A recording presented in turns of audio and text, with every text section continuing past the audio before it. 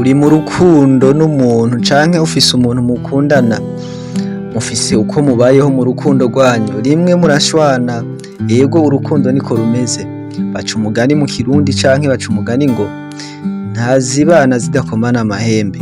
Ariko hari amategeko menshi ndetse n'ibimenyetso abahanga basobanura umubano mu bijanye n'urukundo.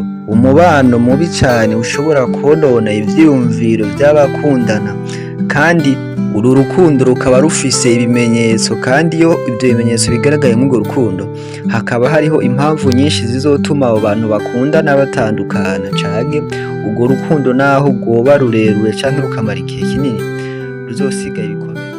Mu nkundo zose ushobora kubona ibitagenda neza, ndetse ni gake cane uzoshobora kubona urukundo abantu bama baryohewe imisi yose, ariko rimwe na rimwe bagira utugorane canke udukosa badahurizako.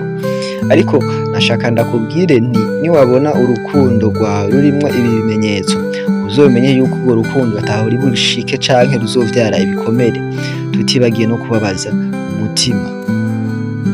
Ikaze kuri G4G. Nimba wisanze hano uri mushasha kw'iyi chaîne ya G4G, kora subscribe kugira ngo tubandanye tujana buri munsi. Nimba ubikoze, uri umuntu w'agaciro kuri twebwe. Ikaze. Uyu munsi tugiye kurabira hamwe ibimenyetso bikwereka ko urukundo rwanyu rutazoramba, canke naho rworamba mukamana igihe kirekire, ruzovyara ibikomere mu mitima yanyu. Ikimenyetso ca mbere cerekana urukundo rutazoramba canke urukundo ruzovyara ibikomere vyinshi mu mutima, umuntu mukundana ntakumara agahinda. Ni wa muntu utisanzura ko bikwiye. Akenshi niwumva ugiye kubwira ikintu umuntu ukifata, iyo ni sinyare umubiri wawe uba uguhaye yuko umuntu muri kumwe atari umuntu wawe wari ukwiye kuba muri kumwe. Hahandi ugenda kubwira ikintu umuntu mugabo ukumva mu mutima wawe ushaka kutamubwira vyose, kwa kundi ugenda kumubwira ikintu ukifata. Ubundi canke akenshi umukunzi wawe ntabayeho mu buzima bwawe kuza gusa musomana, mutwenga, musohokana, mutambana, hama ngo biherere ngaho canke bigenda uko nyene. Ahubwo mu bikorwa vy'umukunzi wawe hariho ibikorwa aba akwiye gukora, atari ngombwa ngo bimwibutse canke umuha amategeko yo kubikora. Kimwe harimwo no kuba ubuhungiro bwawe, cane cane ca gihe wagize ibibazo, ca gihe washavuye. Umukunzi wawe ni vyiza ko akuba hafi, akakubera ihumure, akaba ari guhumuriza.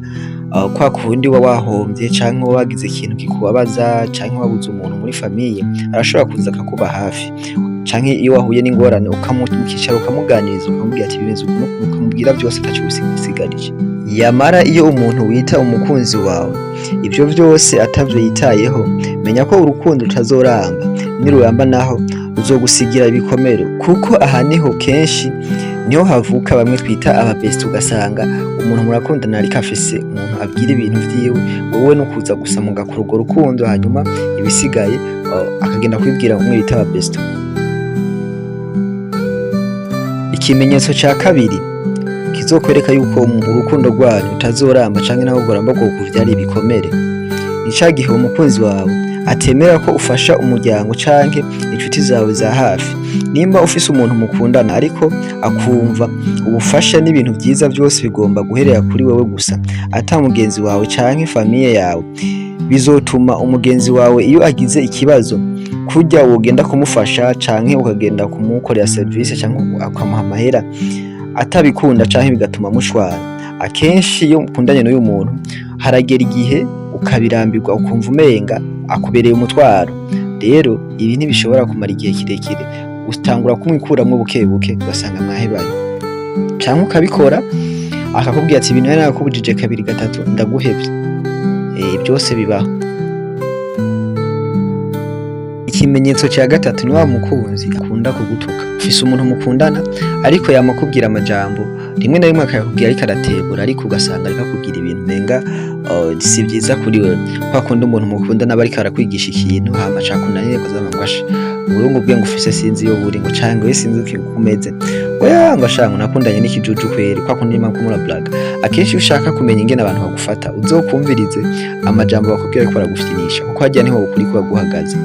Rero ibi bintu iyo umuntu mukundana bikubwiye kenshi, biratuma nawe bikuvyaramwo ikindi kintu ku buryo wumva uwo muntu umenga ntagukwiriye canke wumva umenga aho uri si wari ukwiriye kuba. Akenshi ukunda kwisanga wamuhevye canke yaguhevye hahandi aba ariko arakora ikintu kikakunanira cavuga ati nakare nama mvuga kuri ikijuju umva agaca ivumbura akagenda, canke nawe akakubwira ibintu kubera wananiwe atari uko wabishaka agaca avuga ati n'ubundi wamubwira ko ndi ikijuju reka biherere ngaha, vyama vyabaye. Ikimenyetso ca kane kizokwereka yuko urukundo murimwo ruzorangira n'ingoga canke naho ruramba ruzogusigira ibikomere, ni hahandi wama wumva umuntu mukundana ariko agutera inkuru afite n'atari mbere ataguseriye burimwo mugabo akagutera inkuru y'umugore canke umugabo yipfuza kera muri mutaramenyana. Akenshi iyo abivuga rimwe canke kabiri gatatu azoba ariko kuri afise mu mutima wiwe, bisigura yuko wewe uri ngaho mw'ico kibanza kubera atayandi mahitamo yari afise. Niyo aronka ubufise izo karite yipfuza azogusiga agende. Rero ibi bintu biratuma iyo bivuze kenshi nka blague naho mushwana mugapfa akantu ushobora kuvyadukana ati nakare sinifuza umuntu ameze nkawe, nakare sinzi ingene wowe umeze n'ubundi nashaka kuba afise amatara ameze ukuntu, ugasanga muratandukanye. Ikindi kimenyetso ca gatanu kizokwereka yuko urukundo rwanyu rutazoramba canke bizorangira ufise igikomere, ni kwa kundi mukundana n'umuntu ariko akama ashaka kugutegeka ibintu vyose ugasanga ni itegeko, nta kintu mushobora kwicara ngo muvugane ko aragutegeka. Akenshi twama tuvyita ngo n'ugufuha ariko wapi si ugufuha, kwa kundi nyene usanga mukundanye n'umuntu mukamubwira ati sheri twari dukwiye gukora ibi n'ibi ngo yangu jewe ngo niko meze ngo kandi mvuze navuze.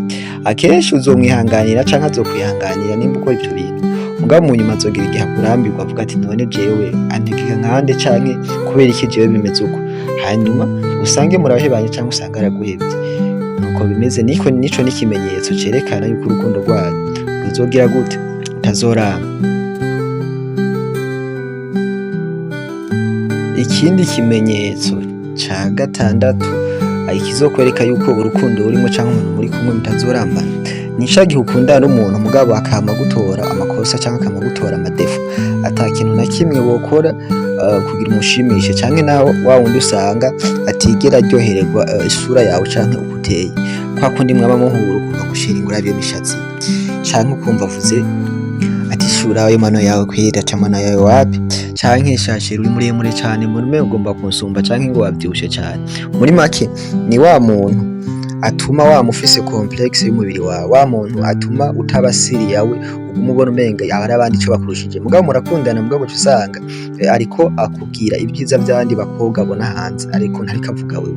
Akenshi ibi bintu bikwereka yuko uwo muntu utamuhagije, bishobora gufata umwanya muto kugira mutandukane canke naho mwobandanye igihe kirekire uzobaho ufise ibikomere kubera yuko azokwama akubwira amakosa ntazokwigira agukunda cyangwa gukundira umubiri wawe. Ngivyo ibimenyetso bitandatu bizokwereka yuko urukundo urimo rudashobora kumara igihe kirekire canke naho ugomara igihe kirekire uzorukuramwo ibikomere vyinshi. Twebwe twashimye kuvuga ibi bitandatu ariko n'ibindi birahari vyinshi bivana n'ingeso y'umuntu canke umuntu ko umuntu ateye, mugabo izi ngeso zitandatu canke ibimenyetso nivyo akenshi abenshi bahuriyeko. Mwakoze kumviza iki kiganiro, jewe wumva ni Roy Drift kuri Drift LG. Dushima uko mubandanya mukora subscribe, nimba nawe utarayikora bikore ntaco uzohomba kandi niyo ntererano yanyu. Murakoze.